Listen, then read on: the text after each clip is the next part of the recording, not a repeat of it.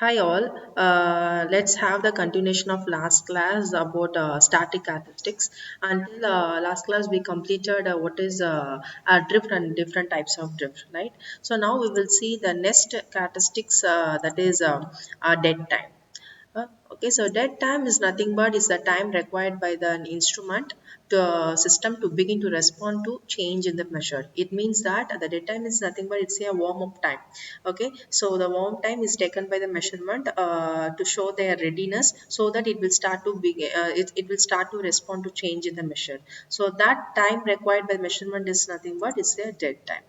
Okay, so next one is the dead zone. So dead zone it's a short span or period of time during which the measurement system will not show any output to the input changes. Okay, so that zone, that over period of time is nothing but is a dead zone. Okay, so dead time is a time required by the measurement to start to respond to the change in the measurement is the dead time. Dead zone is the period of time to which the measurement will not that the measurement system will not show any input, any output or result to the changes in the input. So that zone is nothing but dead zone.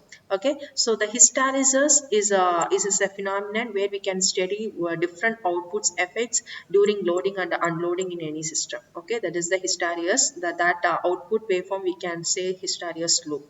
Okay, here we see there's this y-axis is the stress and x-axis is the strain. Okay, so when we are loading we have some characteristics changes in the form of waveform like this.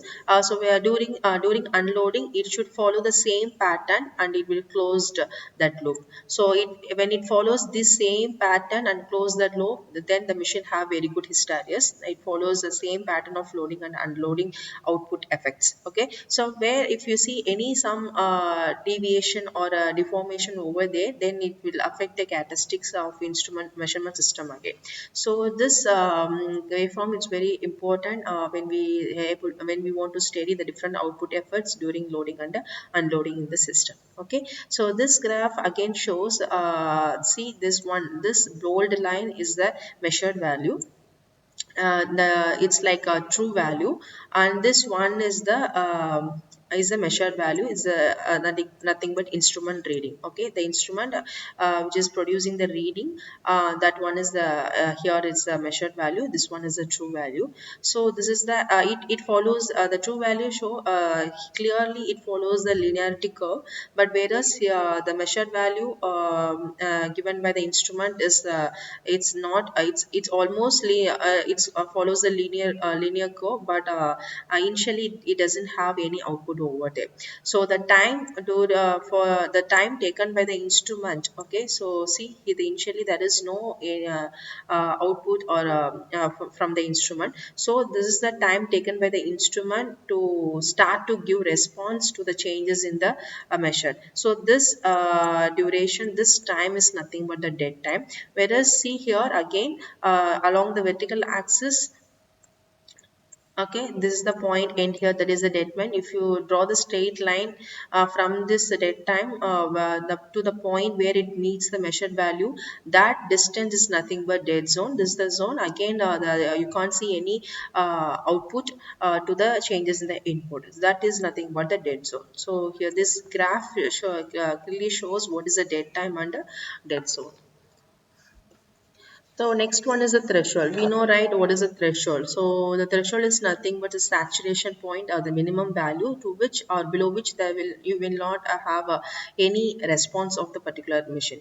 Okay, so here also the same meaning. The threshold is nothing but it's a in minimum value below which the instrument will not detect any output. Okay, so next one is the resolution. The resolution is the ability of the instrument to show the detect even the small changes in the input signal. Okay, so you might have here this resolution word when you are using camera, right? So if the camera or the picture we used to say the resolution is poor, the resolution is high, it means that if you have the clear change, if you are able to see even a small changes changes or small variation, if you have very good clarity in the image, then we will say the resolution is very good.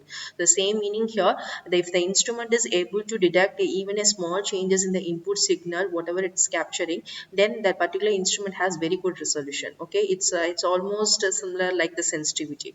Okay, the sensitivity is nothing but the small changes in the input signal, it will respond to that changes. It is sensitivity. Then sensitivity is the instrument will sense the even the small changes. Based on that, the changes, it will give the output accordingly. That is what sensitivity. Resolution is the ability of the instrument to detect even the small changes in the input signal. That is the difference between resolution and the sensitivity. Next one is the bias. Bias is the repeated measurement of same input have the constant error, then the instrument has a bias. Okay, so if you are taking the measurement repeatedly, if you are getting the same input with the same constant error, that the machine has been biased. Okay, so next one is a zero stability. It's a, again the measure, it is a measure of ability of the instrument to restore to the zero readings after the machine has returned to the measurement has returned to the zero. Okay, so that was the zero stability. Is the ability of the instrument to restore the zero readings even after the measure has returned to the zero, then it shows the zero ability characteristics. Yes, that's all about different static characteristics, true value, measured value, accuracy, precision, different types of dead time, dead zone, and then we have reproducibility and repeatability, linearity, and so on. Okay, so now we will move on to the dynamic characteristics of measurement system. So dynamic characteristic of measurement system, it is we will have this characteristics to the input signal changes over period of time. Okay, so here the input signal will be changing over a period of time, so it is very much applicable to the real time signal. Okay, so that when you are having or if the instrument is capturing that type of machine, that type of signal, then the machine has to complies these four dynamic characteristics, that is the speed of response, measuring lag, and fidelity and dynamic error. Okay, so in next class we will have a very detailed discussion about what are the dynamic what is the dynamic characteristics and what are the different dynamic characteristics are there. Yes, thank you.